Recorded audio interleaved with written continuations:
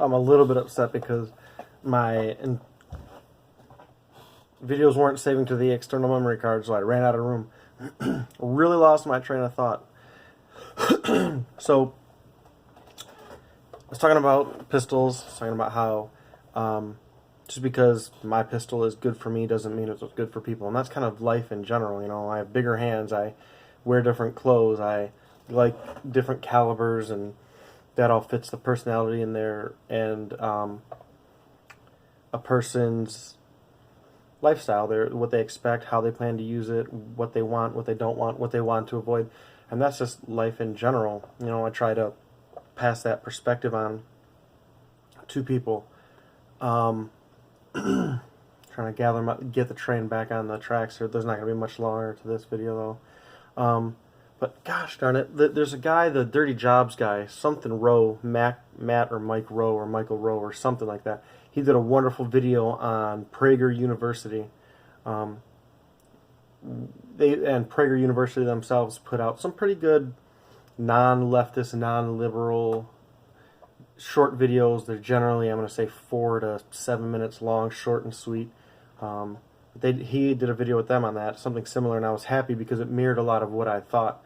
Like I said, one of my black roommate, I had a lot of long talks with him about that. Just several, not by several, I mean probably a dozen or so.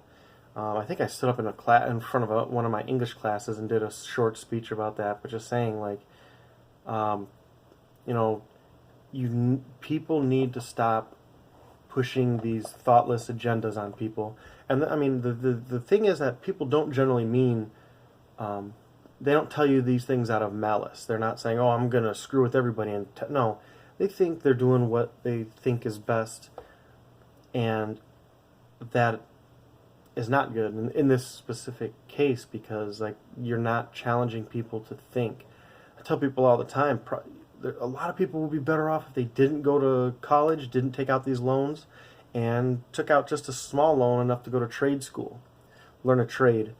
I know it's something that people don't even fathom. Military, you know, I think that's a great example of something that you may want to do, because it gives you worldly perspective, gives you a chance to travel, gives you discipline, shapes your life in a way you never thought it would, and then you get to go to school for free. Not free, well, yeah, free for all intents and purposes, for about 4 years. These are different things we should be pushing to kids. We want our best for our kids, and because of that, we tend to want to shelter them, not have them make the hard decisions, not have them suffer defeat or fail. And even now, my kids are young. They're 6, 4, and a year and a half. And I tell my girls all the time, make your decision and there's consequences. I tell especially when they're younger, when you fall, get up. I don't pick my kids up when they fall. Now, granted, none of them have fallen down and been concussed and unable to control their limbs or anything, but skinned their knees, crying, bloody lips, a couple of them, ding their chin. I tell them, get up. You got to get up. Later, we talk about why you do or don't do that, and how it was it's a byproduct of your decision-making skills. Don't run next time. Don't run. Don't look behind you while you're running and run into a wall. Like, that's what you do.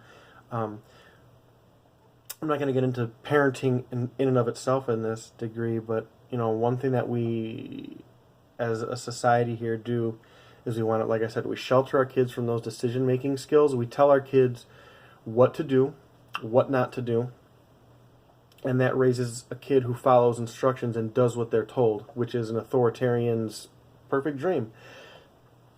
So they go to school and get jobs and immerse themselves in cultures where you have people preying on these vulnerable kids, because as parents, we didn't teach them to think or assess situations or do risk versus reward assessments.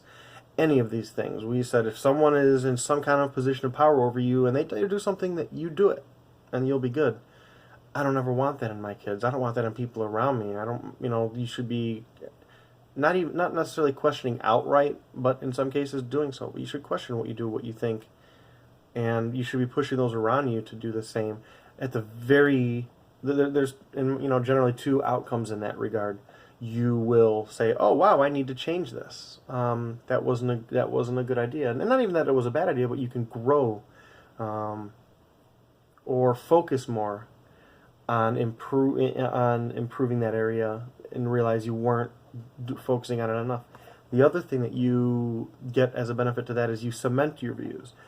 The open exchange of ideas is wonderful because you learn new things, you learn perspective, you learn that the other perspective can be valid. But when you do that, you question yourself, and especially when you involve other people or look at the other side of the coin, you may realize that it helps you cement how strongly you agree on something. You can, okay, yeah, I don't just vote for Democrats because my mom told me to. Well, then, like, what are the good things about the Democratic Party? Oh, well, I learned this, this, and this. Oh, mommy told me Democrats are good, or Republicans are the best, or the military is good. Why? Well, my dad was in the military. Okay, well, why was it good? I didn't ask what your dad did. Things like that. It's very, very, very healthy to question those things. So again, in closing, don't follow your dreams, and don't take your passion and push it into your occupation. It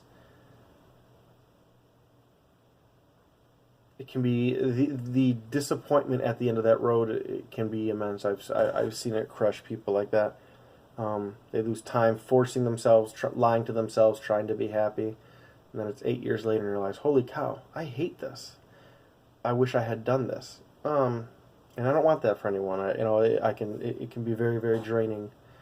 So I hope this video was informational.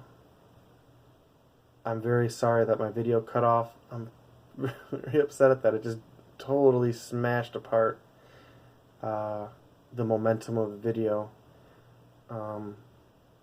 So tomorrow I plan on going out, depending on the weather and depending on if they're available. I want to go do some counter protests and hopefully open some dialogue of all the anti-Trump / Muslim quote ban, which is a restriction. I want to go out and hopefully open some dialogue with some of the protesters and not get punched in the face, because that's the best way to show how liberal, tolerant, and open you are, by punching those you disagree with in the face and spitting at them. If I can find one near me, I'm definitely going, regardless of the weather myself. So hopefully the liberals don't mind the cold that much and, put their money where their mouth is, and we can go open up some interesting conversation. Have a great night, and go easy.